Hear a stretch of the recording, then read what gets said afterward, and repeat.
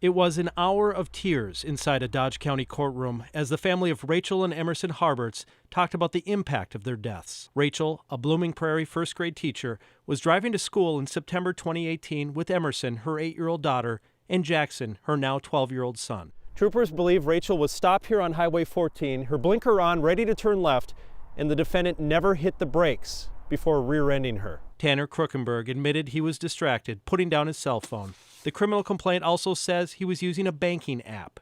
He pleaded guilty to criminal vehicular homicide and was looking at 3 to 5 years in prison. Everyone thought that it was appropriate for him not to be sentenced to prison. Prosecutor Jeffrey Jurlid says the victim's family agreed to a plea bargain that keeps Kruckenberg out of prison, instead serving a grand total of 5 months in jail with work release. A large part of the reasoning given is that it was an accident, and phone distraction is common. How many of us have done that?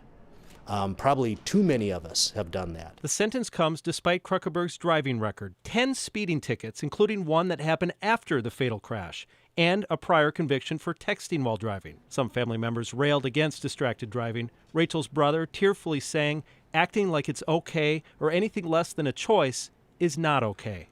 In Mantorville, Lou Raguse, KARE 11 News.